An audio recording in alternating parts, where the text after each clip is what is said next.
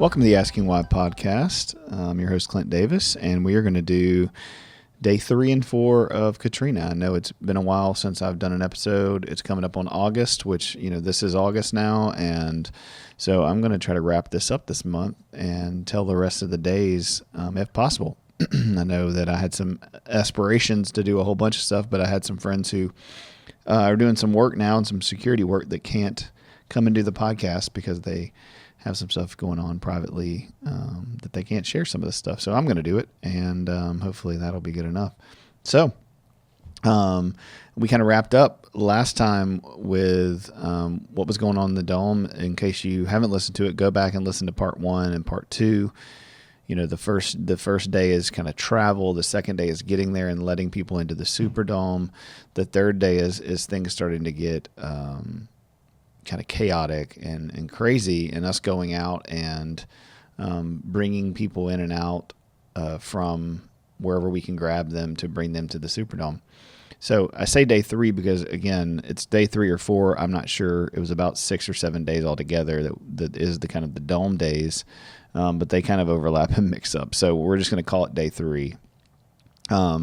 So day 3 for me really is when things start to spiral and get out of control. And it feels like everybody, the National Guard troops, the cops, everybody is just surviving at this point. By then, this is when kind of the riots had started. People are gathering in groups. People have found each other. People are huddled up in different groups. There are some gangs that have found each other that are starting to walk around and threaten. And we, as the National Guard, there's me and Sergeant Prater and Sergeant Smoker, who were the main 2 people that I teamed up with. We walked around to pull security, and we're surrounded by, at this point, thousands and thousands of people. I don't know how many. Eventually, the numbers are somewhere around 30,000, but at this point, it could have been anywhere between 10 and 15. Upwards of 20 people who have come in. The Coast Guard is bringing people in. People are swimming up. The water is rising, and we're surrounded by people who are tired, who literally are dying, who are overheated, and who are being abused and abandoned by society, and abused by each other, and abandoned, by their families. People have left. People have walked away. People have kind of, got in survival mode for themselves. The only news we were getting at this point is kind of through FM radio. And what we're hearing is grim. I mean, nobody is coming to help us. Nobody can get to us. No aid is on its way because at this point, nobody can get to us. The water is so high that the levees have broken. The floods are coming in, and the water has risen so high that people can't get to the Dome. So the only thing that we can do is kind of hold up and wait. And we were told to keep everybody inside of the Dome. So our leadership said, hey, listen, don't let anybody outside. So if you don't know, the Superdome has, these walkways and pathways outside of the Dome, around the Dome. If you've ever been to a football stadium, right, you walk around the outside, and it's kind of like the parking lot is next to it where you can, park, and then the thing that you walk on that takes you on different floors is on the outside. And so we didn't want to let people out yet because people were going to leave. We were hearing the first kind of communication about looting, that people were out breaking into businesses and climbing through windows. People could swim up and bust a window out and then climb into a business and go in and take whatever they wanted. Or lots of people were going just to look for shelter. But as I said last time, all the windows were busted out of things. I mean, rain is pouring in. It's starting to get, it is really hot outside. It's August, and it's just getting wild. And so tempers are rising. I mean, we're getting mad. They're getting mad. Things are starting to, day 3, day 4, spiral out of control. Like I said, people had broken into the suites upstairs, and they've got into the alcohol. They've tried to find as much dry food as they can. And the power, is out. So there's the problem with, the communication is that cell phones at the time, we didn't have smartphones, we had flip phones, and we could call, every once in a while we get a signal, but a lot of the towers had fallen. And so we had no much communication at all from the outside. And so we didn't have anything but the radio, and we're the National Guard in Louisiana, so we didn't have any kind of special comms or satellite comms. That was not it. And then the dome, right, was we had enough power, just enough to keep the security lights on. So there are no lights, there is no running water, there is just the little side lights that keep the hallways open.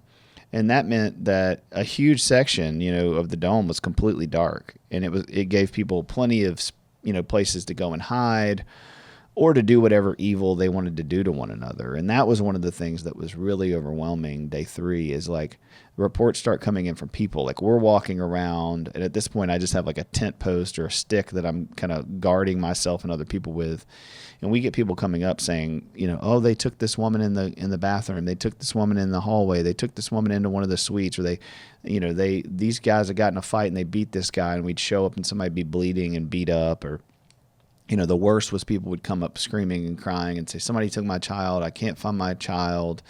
And so that was one of the things that was really scary, is we would have to then go and try to figure out, where's this kid, where are these people, who's done this, or we could just not do anything and just say, whatever, and walk off. But most of the time we'd try to figure it out, and sometimes we'd find the person or the kid or whatever. Sometimes there were gang fights. There were groups of people fighting and brawling, and we would show up. And again, we don't have any weapons, so there's not much to do. And then we start getting reports, because at this point, at first we were kind of checking each person one-on-one. But after so long, like, you just can't check everybody one-on-one. And people were getting in, climbing up the side of the building, climbing up the parking garage, and then getting in a side door. I mean, all the doors were supposed to be locked, but, people go outside, people sneak around and let people in. And we start to hear that there are people with knives and people with guns that had slipped past security. So we got to go hunt those down. We've got to track down people and take their weapons and take their knives and deal with all of that. And so that was just chaos. And again, it's just you and one other person in a sea full of people. I mean, hundreds and hundreds of people walking around. And, in between all of this, people are begging for help. They're begging for support. They're passing out in front of you. They're having medical issues, and, open heart surgery the day before, cancer treatment the day before. You've got children who are just in diapers, and that's all they have. And remember, I mean, there's only 200 of us total pulling security. There's the Air Force guys, the National Guard guys, the NOPD guys, and that's about it, with tens of thousands of people that need help.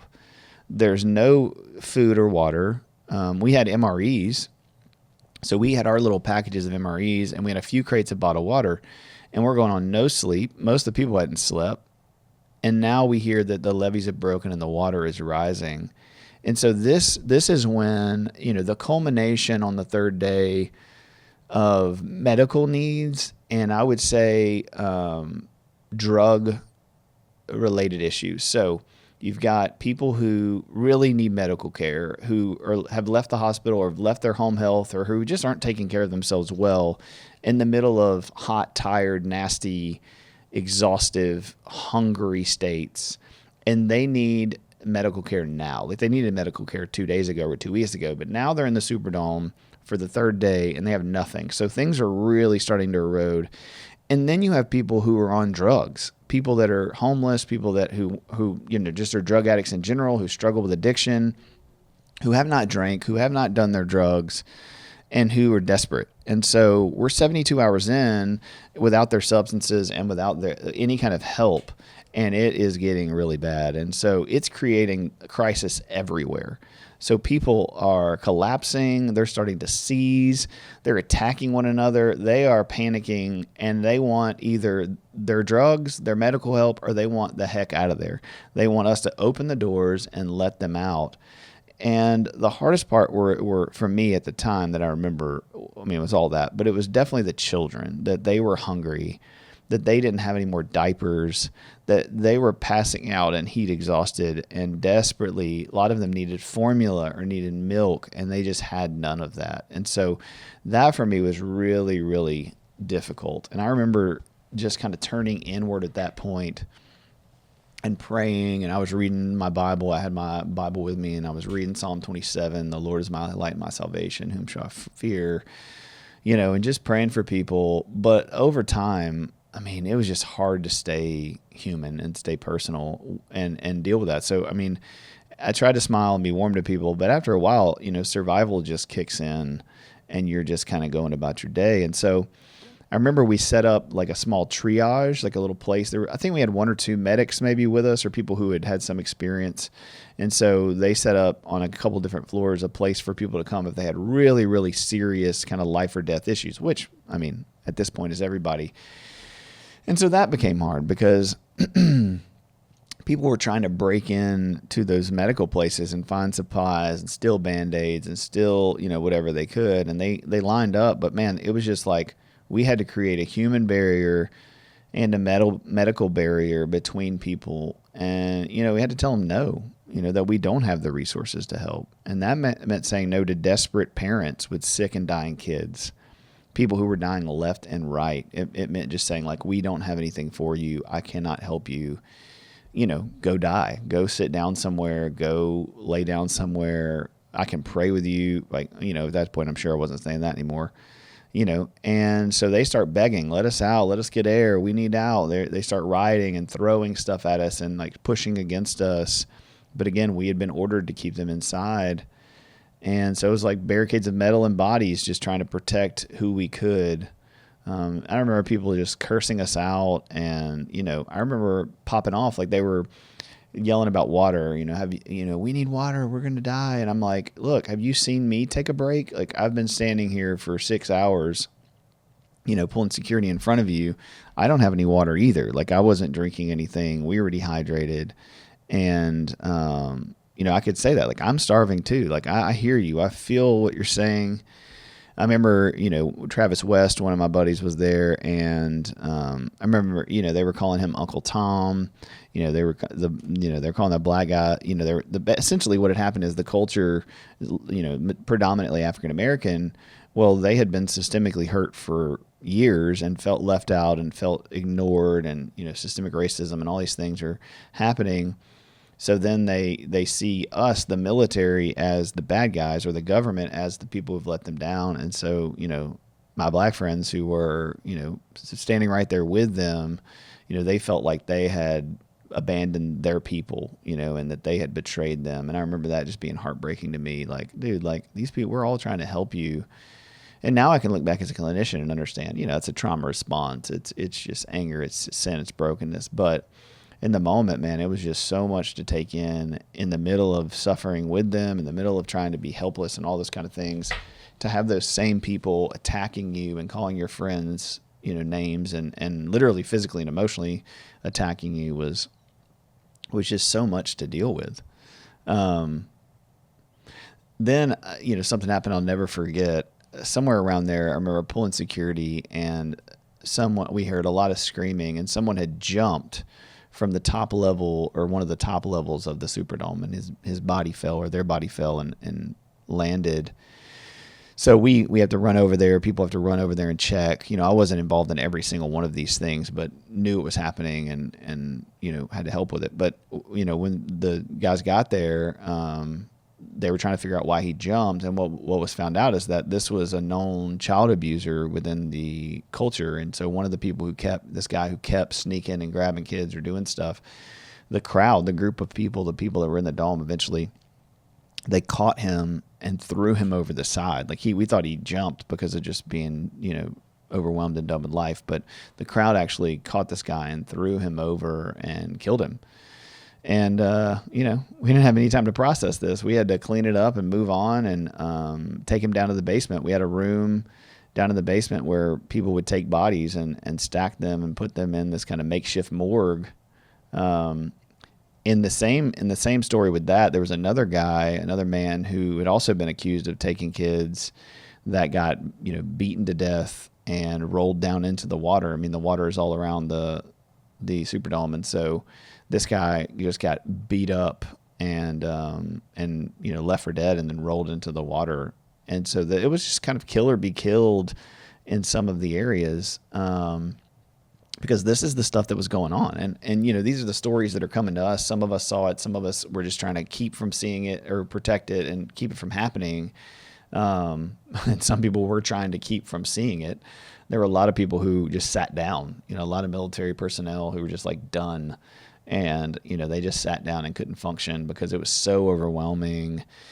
And, nobody's trained for this stuff. Nobody's prepared for this stuff. People, are college students. They work at Midas. They change your tires. They have a business. They mow grass. They're in school, and now they're in the middle of, 2 or 3 hours from their home, seeing the worst of humanity and the worst of a natural disaster.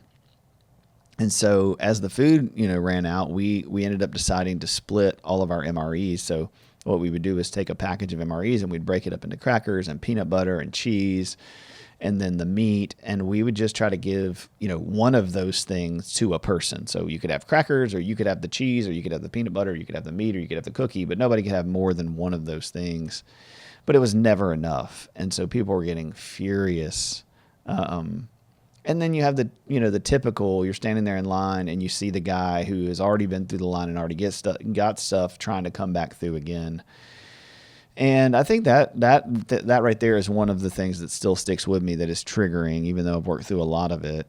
If I'm at Costco or I'm at Sam's or I'm at Disney World trying to get on a ride and people are hoarding around something and acting as if like they have to have it right now, and they're freaking out and panicking and trying to be first, man, it really sets me off, because there was so much of that I experienced from people where they just, were in a state of crisis. And yet here we are in America as middle upper class people in a store with air conditioning, and they're acting the same way. And so it's just a reminder to me that like all of us are capable of that type of depravity and that type of selfishness outside of Christ. That we get in a moment where we feel like somebody's taking something from us, or it's the only thing. And we saw this during COVID. COVID was really hard for me because of this type of stuff. When the toilet paper was getting used, or my kids had food allergies, and so there was only one type of hot dog they could eat, and I'd get to the store and it'd all be gone, and something that normally is never eaten. Like there's usually so much of it because it's disgusting. They taste terrible. But man, that kind of stuff really, really set me off. And so seeing people in desperation, starving, needing food, that was very, very difficult to watch. And so we got tired. I mean, our leadership was burned out. I remember this day, seeing one of our major leaders kind of sit down, and we didn't know what to do. People didn't know what to do. We didn't know how to manage it all. And a few people had to really step up. And I remember Sergeant Knight, shout out to Sergeant Knight. He was one of them. One of the times I was out doing something crazy, and I came back in and I was overwhelmed and ticked off. And I came in and I was just like screaming and yelling and fussing at people, and like, because everybody's just sitting around. I mean, at this point, there's lots of people who were just like burnt out and sitting and trying to, like soldiers, I mean. And I remember just coming in and just reaming people, like, what are you guys doing? Get the F up. Like, we need help. There's like 5 people out here securing all of this. What are y'all doing? I remember screaming at Sergeant Knight and getting onto him as if he wasn't doing anything. And years later, I called him and said, hey, man, I'm sorry about that. And because I realized the next few days that he had stepped up in a position that really somebody else was supposed to be doing, but he had to step up and deal with kind of the background stuff and try to get communication with leadership. And I mean, literally like the governor and the president and trying to get help. And he was just he had to do his job. So I was people like me were doing his job, and he was doing somebody else's job, and everybody was just overwhelmed with what to do. And so that was kind of the middle of the day, and that just kind of continued. And then that afternoon, we start hearing reports from outside, right? That the people that are coming in are telling us like there's looting. A couple of people had made it over from the convention center and were saying that there was people rioting and shooting at the convention center. So the convention center, the Superdome and the convention center were the 2 places where they housed people, in this crisis and in this situation. And the same type of things were going on there that were happening here. We had heard that somebody had gotten shot, another military member, and that people were getting killed over there. And so we were just like, felt like war was happening inside and outside of the dome. So now you get to this place where you're like, nowhere is safe, and people are still begging to leave and go outside. simple as like, hey, just let me go smoke a cigarette, and it's like, no, you can't. And so that was kind of the afternoon, just dealing with all that, talking to people, trying to walk around and figure out what was going on, policing, and it was exhausting and tiring. And then it started getting dark. And so at this point, everybody was sitting originally in their seats. We had made them sit down in the seats, but at this point, we couldn't police everything. So that lots of people are down on the floor on the Saints field, just running around playing. There's people throwing footballs. There's people sitting out just on the floor, and it starts getting dark. And remember, the only lights that are on are these security lights, and it was enough to kind of see in the arena, but it's starting to get darker and darker, and the water is still rising. And so at this point, I don't remember exactly who came, maybe it was Sergeant Knight, but somebody came and it's like, hey, we need to all meet at this hallway H or whatever. So we run over there, and the bad news is the generator, the security lights are still ran by a generator and the pumps that are in the kind of the basement of the Superdome. And at this point, the water is starting to leak in to those rooms. I mean, it already flooded all the places where we were staying, so we had to move up a floor or two in those hallways. And if you've been to like a football, stadium, you have the escalators, but then you have like the hallways that you walk around in. And so the story is, here we have 10,000, 15, 20,000 people, and we're trying to secure all this with sticks in our hands. And now it's 8:30, 9 o'clock. It's dark outside, and we're being told that the lights are going to go off, that the generator cannot pump out the water, and that the lights are going to go off. So it's 9:30 at night. It's pitch black. All the things that I've talked about are going on, and now there's a room full of 20,000 people that the lights are going to turn off, and it's going to be in utter darkness. And not just utter darkness for a little bit, but like we won't be able to see to do anything. We can use flashlights, but like it's about to get crazy. And so I remember standing as a group of 30 of us or so in this hallway, and like everybody's panicking. What are we going to do? We're panicking, the leadership's panicking. And so, a large majority of the group said, hey, listen, this is what we're going to do. We need to all go get in the trucks. We need to get the deuce and a halves, and we need to just leave these people. Like, we cannot do anything about this. Like, they're going to eat themselves. They're going to kill themselves. Like, we've already seen what happens when the light's on during the day. What is going to happen at night? We're not going to survive, right? So that's one half of the group. And the other half of the group is like, no, we cannot leave these people. There are women and children. It's going to get dark. Like, we have got to do something. We had some flashlights, so we, felt like we could see. And this is the point in which we're like, hey, either way, we need our weapons. So this humanitarian mission that we're on is not going to work. Like, it's not okay. People have already shot at us, hit us, attacked us, spit on us. They're hurting each other. We need to have some control over this. And so the decision was made that we were going to get weapons. And I remember, they didn't know when the water was going to overrun the pumps and the lights were going to go out, but it was any minute to any hour is what, we were being told. So the weapons come in these cases that are locked that I think Sergeant Woods was his name, was the one who was in charge of kind of distributing all that. So all of that stuff has been taken upstairs, and kept away from everybody else in a secured location. And so I remember sprinting, all of us just kind of abandoned whatever else we were doing and sprinted up the escalators and up the hallway to get to Sergeant Woods so that we could all get issued weapons, essentially. And so I remember sprinting and the whole way just like talking with whoever's next to me, like, what are we going to do? And, we had orders that if it went dark, that we needed to shoot our way out, that we needed to get outside of the Superdome because people were going to attack us. I mean, they were already mad at us. They already hated us. There was already a lot of stuff going on.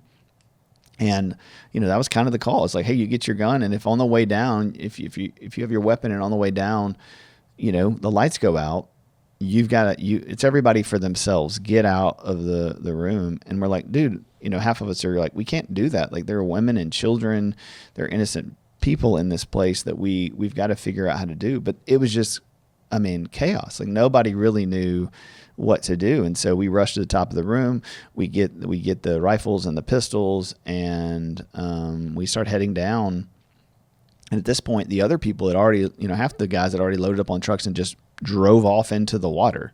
They just literally drove off into the water next to the dome, just waiting for, kind of everything to go dark and everything to collapse, and left the civilians behind. And by the time we got our weapons down, we get downstairs, a group of people had managed to get some sandbags and actually lift the pumps up and get the pumps that were the generators covered so that, the water didn't flood it. And so the water was held at bay at that point.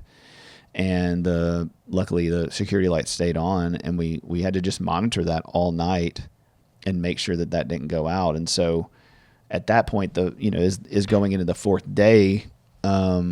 This is when, the water, I don't know if it necessarily receded, but it was not rising anymore. It had kind of reached its peak and was not flooding the pumps, which, for me, I thank God for that, and thank God that he protected us from that. And so we make it through the night. I remember being exhausted and starving and soaking wet, but now we have real weapons and a real way to protect people, or at least scare them into behaving, depending on what side of it was. And so I sat there in the dark wondering, what tomorrow was going to bring. So that was day 3 or 4. And it was wild. So that's the episode for today. And, that's what happened on day 3 or 4. And, we'll follow up with day, 4 and 5 and 6 over the next couple of weeks until we wrap up into the end of August.